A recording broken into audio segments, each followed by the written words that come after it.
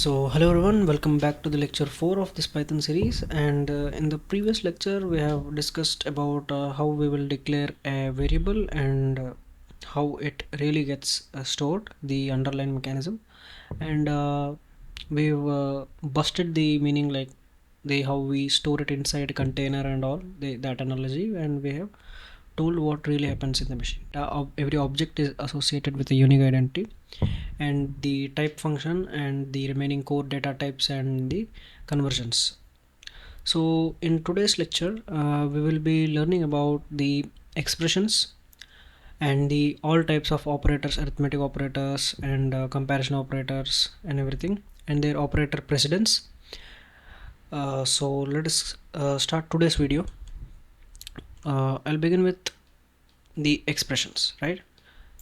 So generally when we talk about expressions in math, we are talking about something which we can compute, right?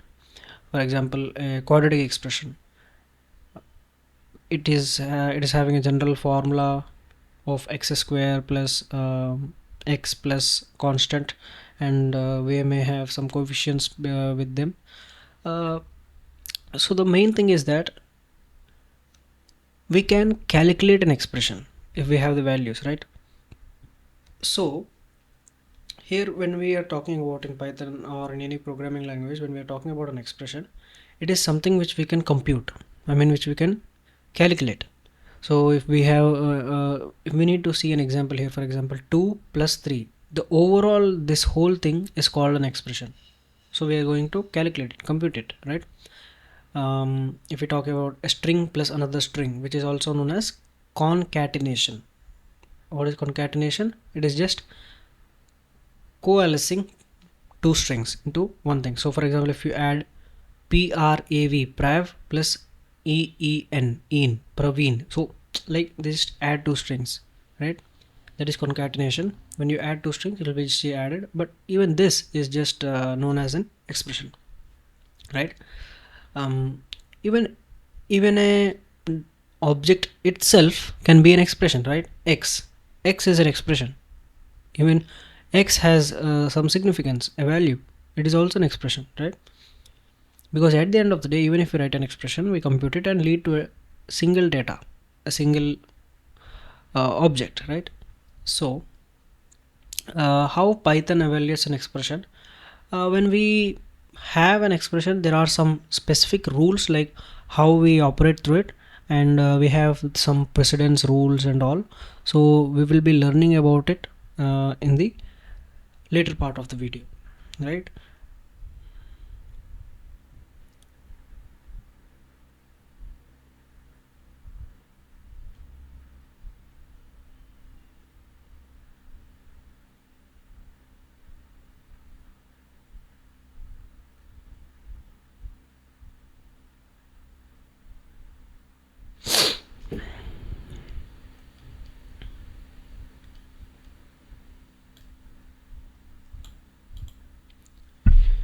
Yeah, okay, so let me discuss about the arithmetic operators. So arithmetic operators are majorly they are done between the numbers, of course. The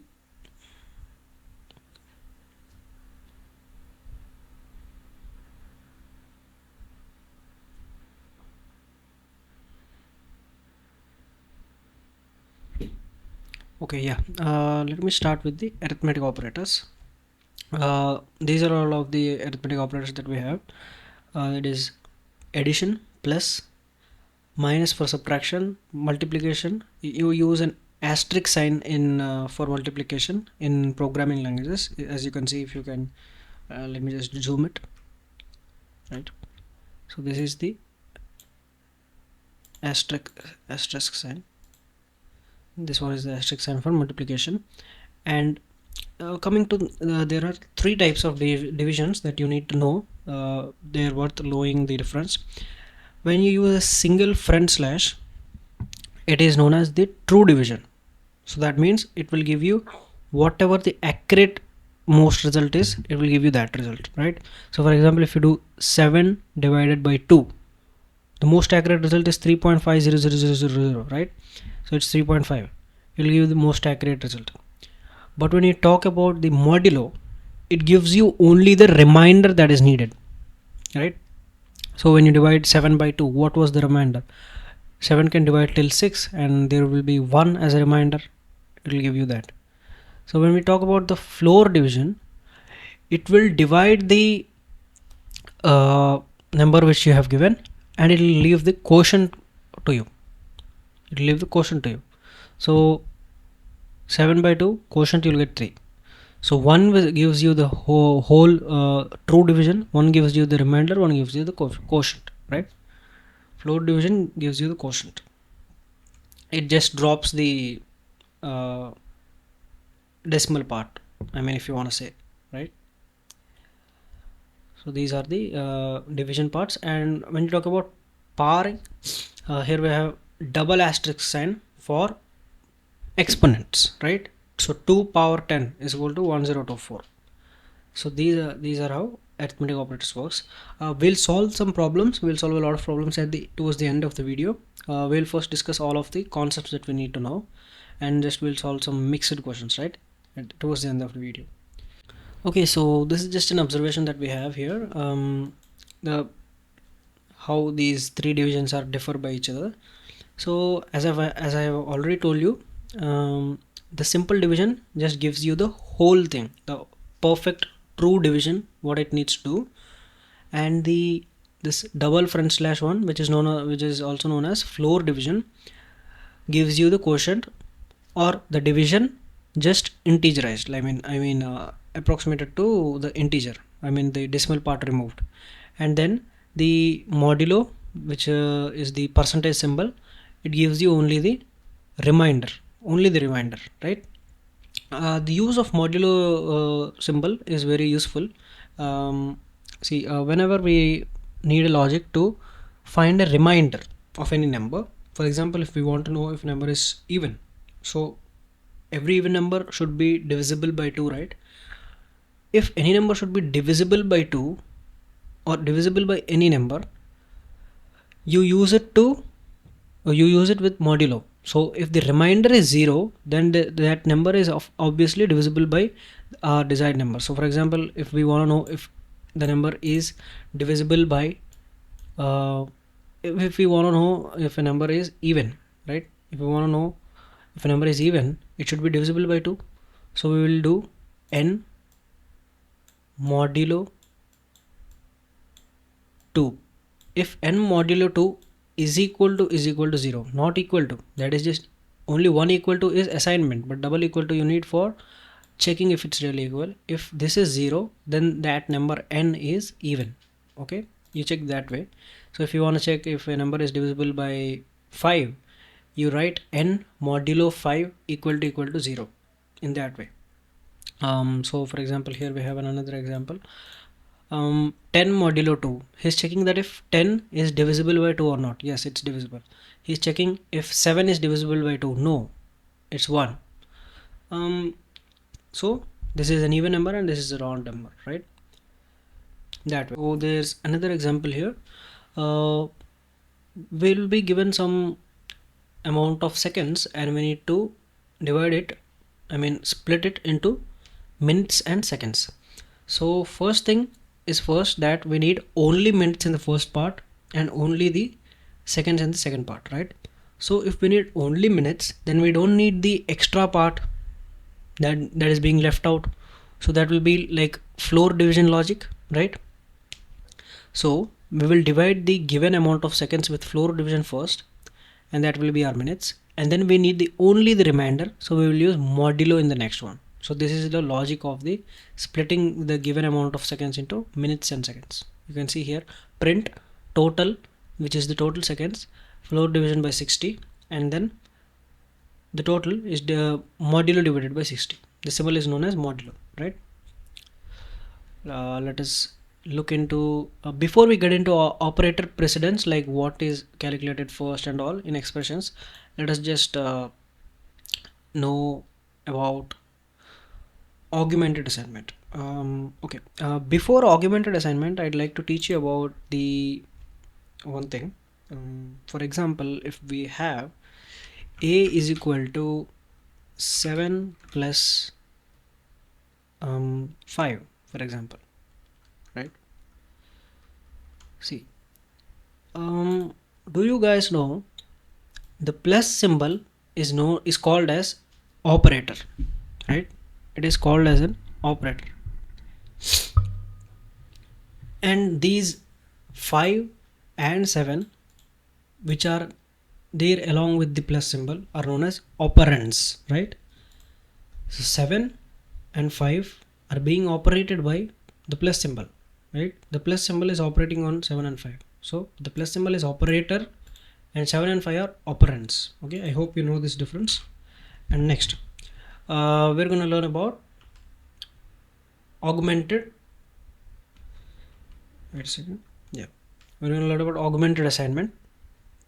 Augmented assignment is nothing but, let me just show you. So for example, if you want to update the value of a variable multiple times, so for example you are writing a is equal to 5 for once. There are 5 students who have marks greater than 90, and a teacher is checking more papers right now, and she is correcting the paper still. Till now she has checked the marks of maybe 30 students, and only 5 of them got the A grade, right? And she needs to keep updating it. So instead of always writing A is equal to A plus 1, like she'll add each student, right, after correcting each paper, instead of adding like that, she can just do plus equal to 1. The meaning of this line, third line and the second line are same. Okay, the meaning of the second line and third line are same. So similarly, for example, B is equal to B minus 10. You can write it as B minus equal to 10. I'm sorry. You can just write it like this. Alright.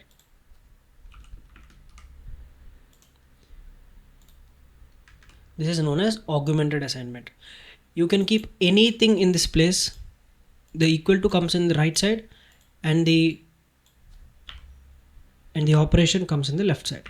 Okay, it must be in the same order. So for example, you're doing floor division or maybe normal division. C divide is equal to 10. What is effectively happening here? It is doing C equal to C division 10. That is happening in the background, guys. Okay, I hope you have understood augmented assignment. See, here we have score. If we want to do score is equal to score plus 5, that means we want to add 5 to score and reassign it. We can just use this short code. Okay, we can use the for minus, multiplication, division, floor division, modulo division, and for exponentiation also, right? Yeah, next let us go to comparison operators. As we have discussed about equal to in the previous lecture, we are going to discuss about all of them. Comparison operators are equal to, not equal to, and less than or equal to, greater than or equal to, greater than, less than, right? These are all of the comparison operators. Comparison operators always result in Boolean values, right? Comparison operators always result in Boolean values. We need to use comments. Okay, comparison operators always result in Boolean values. For example, this is the operator. You need two operands, and when you compare them, it is either true or false, right? You're not adding or you're not doing anything actionable on them. You're just comparing them. So that is why we name them comparison operators. But at the end of the day, you're still operating between two operands, right? So that is what about comparison operators.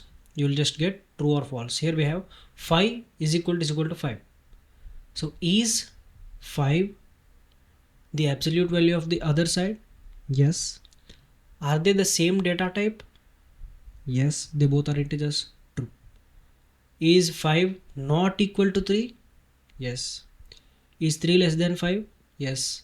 Is 5 greater than or equal to 5? It is equal to 5. So there was an or clause in the between. So even if 1 is true, it is true. So it is true. That was about the comparison operators. So there are also Boolean operators which combine and, or, and not. Let me just tell you the logic of and, on, and or. And okay, so logical operators. I'm so sorry.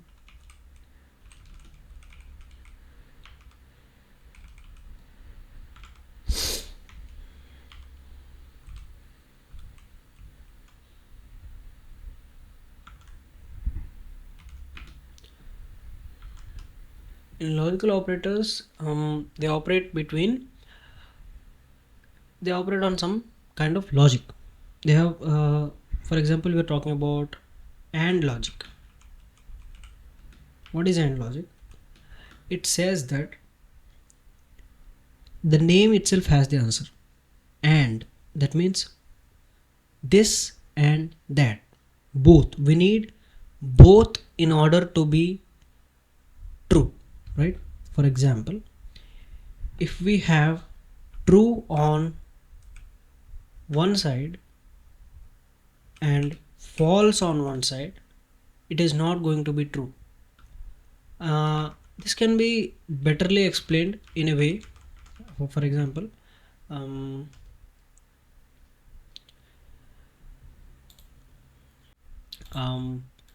let me just draw a table.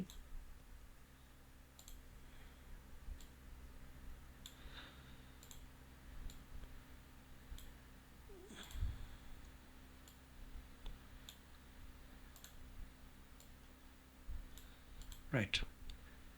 If you have, wait a second.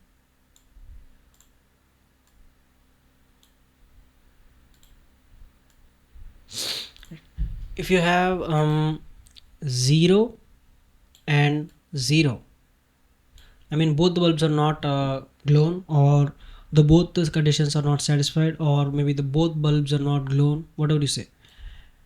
If any one of the bulbs are glown, or one of the satisfied conditions is only satisfied, and at the end both the conditions are satisfied, right? These are the possibilities for two cases. 2 into 2, right? Only 4 cases are possible. So for OR logic and for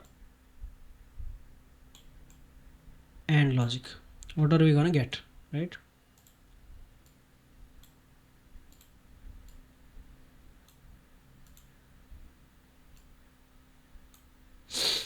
Okay, let us see. For OR logic, if both are not satisfied, no way that is not satisfied, right? For any condition it may be. In OR condition, see the name, OR, either this or that, this, right? So either this or this, we have it. Either this or this, yeah, we have it. Either this or this, you both have. Okay, I got it. And this we need to be true, but here only one is true, so this condition is not satisfied. Here also, but here both are satisfied, right? So here we have one. So this is the truth table of for OR and AND conditions. Similarly, for NOT condition, it is just the converse, right? If there is a 0, we'll get 1. If there is a 1, we'll get 0. It is the anti, like NOT case. Okay, those are about the logical operators, right? Then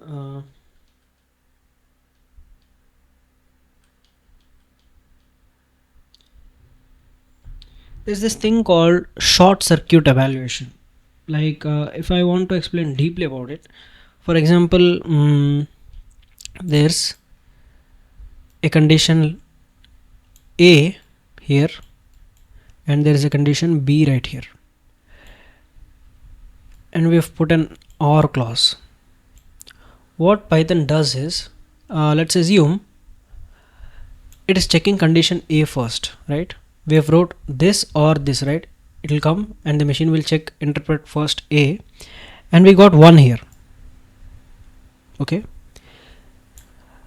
Python will not even check B, because what's the need, like, right? What's the need? If A is already filled and there is an OR clause, then it's damn sure that the output will be 1, so it would not check this B clause, right? So that is known as short circuiting. When Python is lazy, right? Python is lazy, it would not check all the conditions when the output is accurate. I mean, output is known, right? So this is the theory, and we'll be heading towards the questions. I'll be giving you a bunch of questions and we'll be practicing them. I hope you'll just look into them first for 5 minutes, and then we are going to,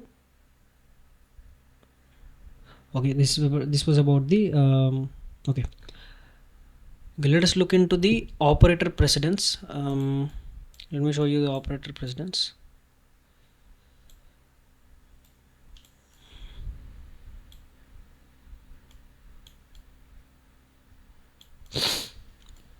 Okay, so yeah, this is the operator precedence table for Python. So in most of the programming languages it is similar, but it is slightly different from each language. And what I believe is the most priority is always given to the parenthesis, right? So whenever I am confused, I just use my basic BODMAS rule from schooling, which is brackets of decimal, multiplication, addition, subtraction, and I just use parenthesis. Parenthesis has the most priority, like wherever you have parenthesis, that comes first. So whenever you're confused between operator precedence, always it is safe to use parenthesis, right? And it also looks clean, right? So but deliberately, if you have any questions or to solve, you get to see the operator precedence, and you can just go to Google and search Python operator precedence, and you'll get a table. In that table you'll have parenthesis first, and then we'll get about exponentiation, which is the order here, and then we'll get about the bitwise operators, right? Parenthesis, exponentiation, bitwise operators, and then the positive or negative sign that we have, and then we'll get the multiplication, division, and all that will come, and they will go from left to right. Like in the same operation, you have already finished the parenthesis, and then you have come to the exponentiation, and that's completed. You have multiplication, division, and remainder at the same in the same order. You'll go from left to right, so that is from associativity. Okay, left to right you'll go, and these all are mostly left to right, except the exponentiation, that is from right to left. And then you'll go after division and multiplication, there's obviously here addition and subtraction, where you'll go from left to right. And then we have bitwise operations, left shift, right shift, those all will be dealing with bits. Like we had talking about the bit numbers, right? 10001. When we are talking about left bitwise left shift, we're talking about a bit which will go to its left side. I mean, if there's a bit 1 here, it will go to the 10th place. If you're talking about the right shift, it will go decrease to the right side, right? In that way. And then we'll get some membership, and in the last way, Boolean operator precedence. Just whenever you're writing your logic, you just use parentheses, and that's more than enough in my opinion. And you can always just Google, right? So we'll be solving some questions in the next part of the video. Okay, so we're going to discuss some questions right here, and this will be some about 10 to 15 questions that we're going to discuss. I hope you will think about the questions yourselves before listening to the solution. And also whenever you observe these questions in which the syntax is already provided, you just look and notice how they have written the syntaxes, how they've written the code, so that you'll get habituated to writing it on your own. Okay, so here's the first question. They're telling to trace through this step by step and give the final printed value. I mean, we have to think like an interpreter and tell what will be printed in the final statement, right? So the initial values are an object 5 is assigned to x variable and 2 is assigned to y variable. So here this statement is written as x augmented addition y square, right? What is written is x is equal to x plus y square, right? Nothing but like this, something like this, right? So x is equal to x plus y square, right? So y, what is y? Y is 2 and x is 5. X is equal to 5, y is equal to 2. So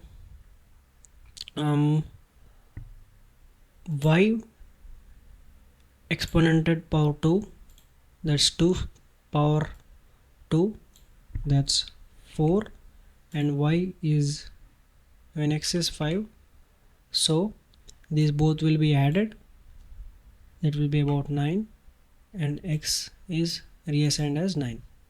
Next, they have given a statement for y augmented multiplication by x modulo 4. So y is equal to y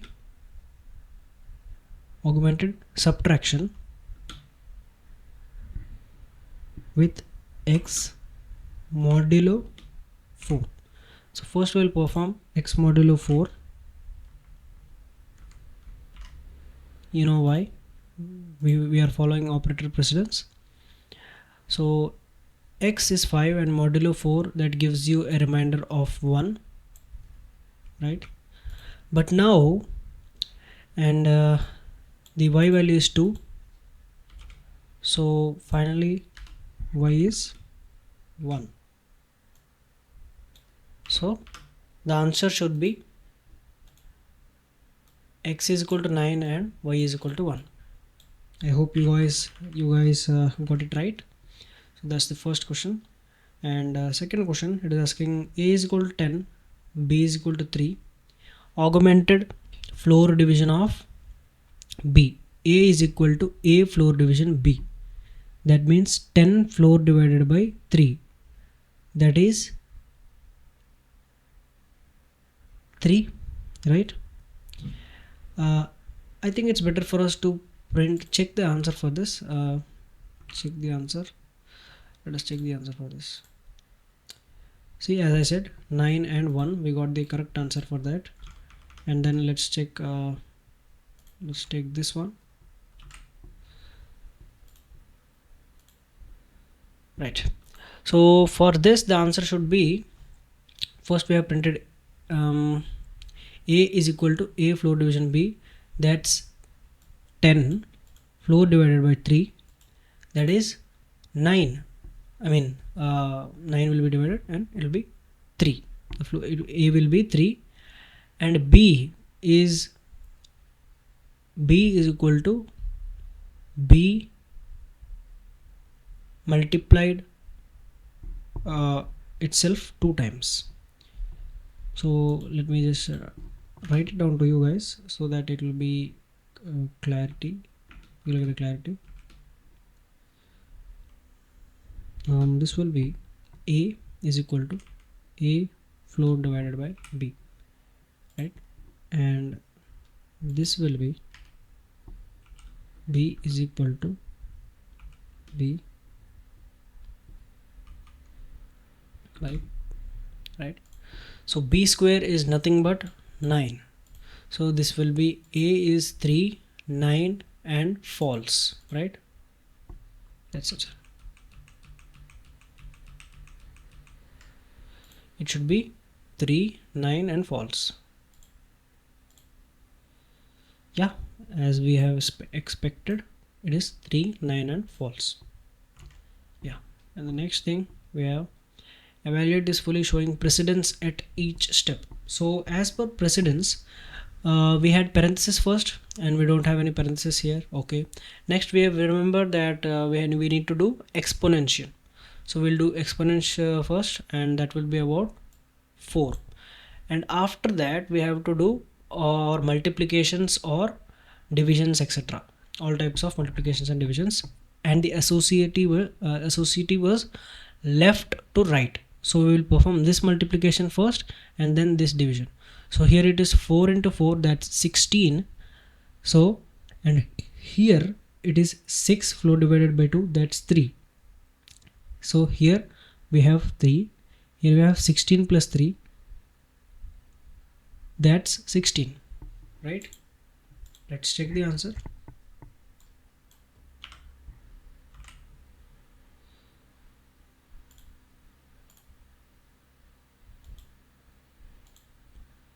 Yeah, as expected, the answer is 16.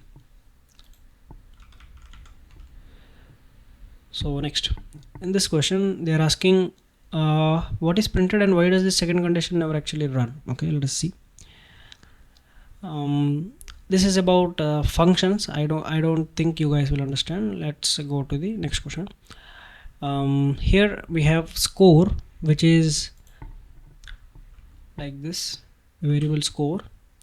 So first the object 50 is assigned to score, and then we have added 20 to score 70, and then we have minus 15 from 70, that's 55, and then we have multiplied it by 2. 55 twos are 110, and then we have floor divided it by 3. 110 floor divided by 3 gives you 30, and approximately, let me just check, 110 floor divided by 3 would be, for example, 30 times and then 6 times. Yeah, it would be about 36, I guess. Let's check. Yeah, it is 36 as expected, right? These all are just simple, right? Next, here we have, okay, so for this question you need to know about the associativity of the comparative operators. I guess it is from left to right only. Let us see how this works. We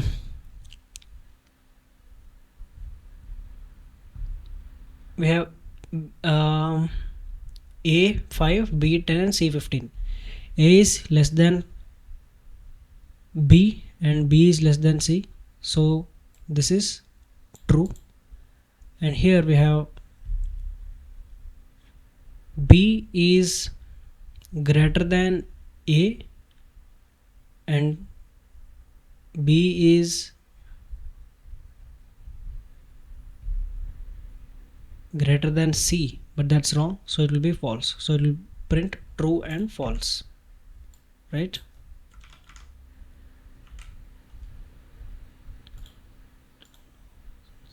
Yes, as expected. So here we have worked through the Boolean logic. What is the final printed value and which operand does Python actually return? Not just true or false. Okay, let's see. We have assigned 0 to X and hello to Y, and for Z we have written X or Y or default. Okay,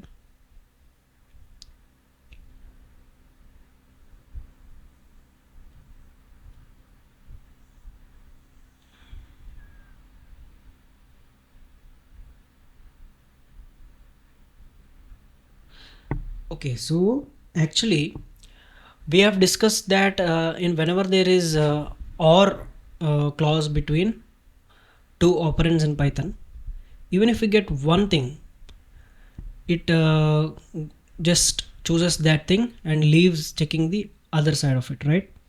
So I think it should be printing hello right here. I'll check this and then tell you the logic.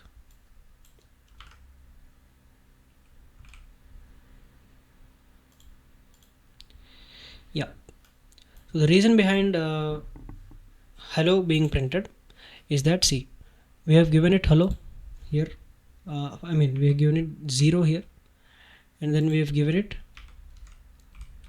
hello right here. Yeah, that is what we have here. So now OR associativity is from left to right. So here it is 0 or hello. We have got hello, right? And from hello or default we will get hello. I hope you got it. So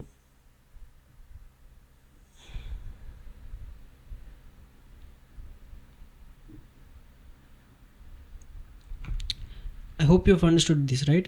It would not even check this side of the OR. Are you getting me? When you have 0 or hello and you get 1 here itself, the Z is assigned to this part.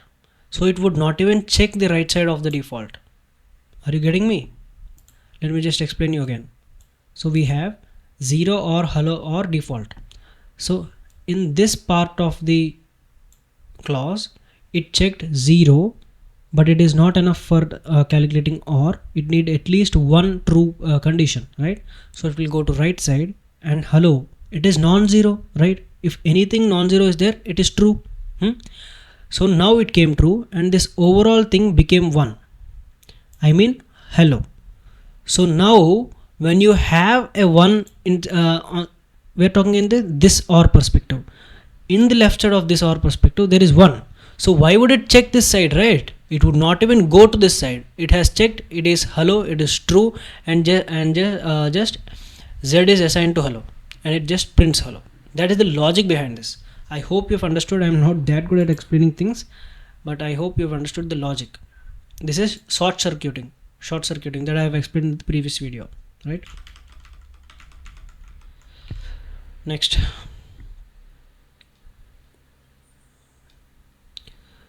predict the output tracing type behavior carefully. So actually when you do operations between a float and an integer, your output will always be about a float, because you can't perform when Python interpreter performs operation between an integer and a float, it automatically typecasts the integer into float, because there is no loss in the data, right? So it automatically changes and performs its data. So at the end of the day you will get both of them into floats only, and the remaining calculations are very simple. This is float division and this is remainder division. Of float division, a by 2 you will get 2, and then for remainder you will get 1. So you will get 2 and 1 both in floats, right? Let us try running it. So see, 2.0, 1.0, we've got both of float classes, and that is due to the reason of the same explanation I've given to you. And what gets printed by multi-condition check? What gets printed by this multi-condition check? So we have an age, an income here, and we have an eligibility. So we have an AND clause in between. So if you check this is a parenthesis and this is a parenthesis, so we need both of them to be true. So here and in between them we have another AND clause here and OR clause here. So let us come from the left side, right? Age greater than 18, yes, true. Age less than 60, yes, true. So these both are true and this is true. Overall the left side of this AND is true. And coming to right side, income is 40,000 and it is greater than 30,000, yes, it's true. And age is less than 25, yes, it's true. And so actually the Python interpreter would not even go to the right side, right? Income is already greater than 30,000, so it would not even check if the age is less than or greater than 25. Okay, so here it is 1, here it is 1, so overall it is 1. So when we print eligible, I guess it should print true or 1, right? I guess it will print true. It will print true. Yep, it has printed true. Okay, Yeah, so we have this question where we're asked trace this and explain the final value of total.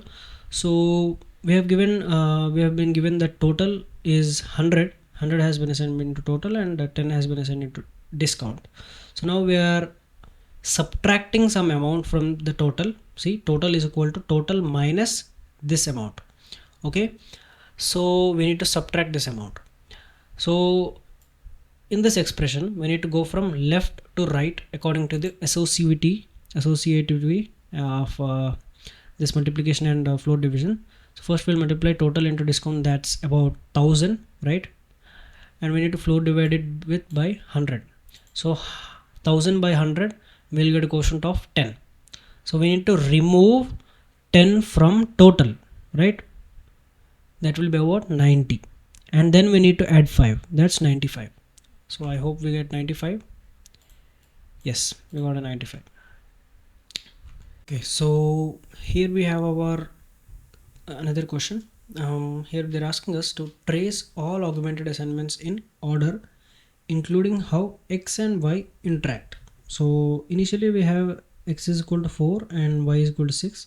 See, I am defaultly saying equal to, but you know what's happening underneath, right? I hope you don't forget that. 4, an object, is being assigned to a variable x. So that is what happening. I like that. So I'll just be talking in general. Generally, I'll just be talking general. I'll just be talking generally. So I'll just be talking. I'll just be talking generally. So here we are adding x with x plus y. X is equal to x plus y. So first we need to calculate x plus y, which is 10, and we will assign it to x. So now x became 10. Okay, now x is 10 and y is 6. Then y is equal to y minus x. Now we need to do y minus x. Y is 6 whereas x is 10. So now it will be minus 4. So x is 10 and y is minus 4. So now we need to multiply x with, and now we need to assign x with x into y. That's 10 into minus 4, that's minus 40. So x is minus 40 and y is, we need to square y with in just y square, so 16. So it is 40 comma 16, minus 40 comma 16 as of what I can get through my mind. I'm sorry, I could have made mistake somewhere. Wow. I'm thankful for my mind. So minus 40 comma 16 was right. Okay, so it was simple. See, we had 4 comma 6, so we need to assign x with x plus y. Okay, so first do x plus y, that's 10. So now x is 10. That's the thing, you just forget this. Okay, x is 10 and y is 6. Just remember these both things you remember. Now we need to assign y with y minus x. What is y minus x? Y minus x, that's 6 minus 10, that's minus 4. So now the updated value is y is equal to minus 4. Okay, now forget this, everything, forget all of this. I'm sorry, forget all of this. Right, now we need to assign x with x into y. What is x into y? Minus 40, right? So now just x is minus 40. That's it, forget about this. Now we need to square y. What is y? Minus 4, and we need to square it. What is it? 16. Y is equal to 16. That is it, my friends. You can just calculate everything in your mind, right? You need to have clarity about augmented how we do that. So next we'll get to another question. Okay, we have a question here which is, what is printed? Explain how negative number modulo and floor division interact here. Okay, this is an interesting question. there are three things that we need to calculate here. Okay, first thing, negative number modulo. A is 17 and B is 5. So let's just assume that we have both common positive numbers and just keep a minus sign. That's more simple. So 17 floor division 5 will be 3, right? 3, and there is a minus symbol, so it's minus 3. Leave it. Next, what is the remainder? When you, it's the same thing, you just assume it's positive and there's a negative sign and attach a negative sign at the last, right? I mean, there's logic behind this. You can, if you want, you can just do abstractly from the negative point of view, in the negative number point of view. But as we know, there is one negative number, so we can just multiply it like that. Okay, modulo will be, the remainder will be 2, so it will be minus 2. This is minus 3 and this is minus 2. So here it will be minus 2. Okay, which one was 3 and which one was 2? Floor division would be floor division would be 3 and modulo would be 2. Yeah, this is 3, this is 2. So first we will multiply, right, according to precedence. So 3 into 5, 15 plus minus 2. Minus 15 minus 2. I guess the answer should be minus 17, right? Let me just copy it. The answer should be minus 17 according to my mind calculation. I don't know, my mind is not minding right now. Yep, the answer is minus 17. That's great. That's great. That's great. I mean, we have printed these also, right? As we have done. No, I think we have done a mistake right here. Yeah, there is a mistake by my side. The point is that I forgot how we do greatest integer function. Sorry. See, when we have a floor function b, what do we get? Minus, what is the quotient, right? When we divide 3.15 divided by 17 divided by 5, we get 3.4 something, right? 3.4 something. So whenever we are doing floor function, we just approximate it to the least number. So when there is just positive 3.4, we used to remove this 0.4 and assume it's 3. But when it's negative, it needs to be gone down to one more level, so it would be minus 4. Are you getting me? When it's positive, you're of course doing it 3, but when it's negative, you need to be going a bit down. That's minus 4. That's how greatest integer function works. So you should take a look at greatest integer function concepts. I'm sorry that I've done a mistake, possibly. So I guess these are 3 and 4, and we can possibly solve this second question also. Here we have x, y and z, and we have a statement here. Okay, we have an and, we have an or not. So we'll generally come from left to right here. Among and or, I mean and or, what is the operator precedence? Which one do we need to solve first? Let me just Google it. I've forgotten.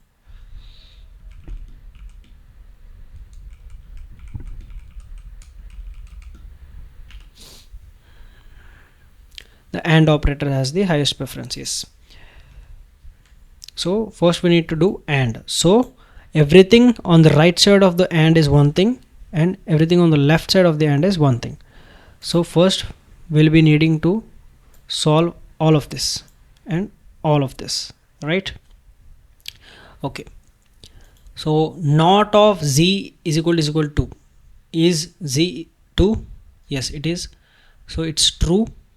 but we did a not of it, so here we get false. Let's just write it as 0. Next, x minus y less than z. X minus y difference is 2, but it is not less than 2, it is equal to 2, so this is 0. 0 or 0 is obviously 0. Now x plus y into z. X plus y is 8, and 8 twos are 16, and 16 is obviously greater than 10, so that's true. Even if it's true, so actually we did not need to calculate this. Actually my brain was not braining, but see here we have a 0 here. In AND clause, whenever we have a 0 in at least one of the sides, you don't need to calculate it, the result is obviously 0, so the result should be false according to my calculation. So let us see the result.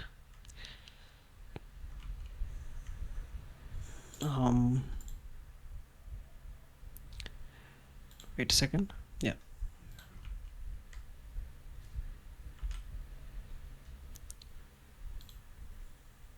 should be false. Yes, it is false indeed. So my logic was correct. We don't need to calculate AND. The AND is the operator precedence, so it will give the we need to calculate AND. So everything right side of the AND is one thing and left side of the AND is one thing, and also when something is 0 it on at least one side, we don't need to even calculate the other side for optimization to calculate it faster. Even as a human brain or as an interpreter, it does the same thing, it does not calculate the other side of the AND. When there is an OR clause, if anything is 1, it would leave the other side and the result would be 1. And for the AND clause, if any side of it is 0, it would leave the other side and the result will automatically be 0. Okay, so are there any questions we can discuss?